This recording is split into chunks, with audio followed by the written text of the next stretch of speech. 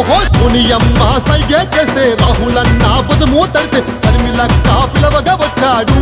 మన బుల్లి బాబు కాంగ్రెసు జెండా పట్టాడు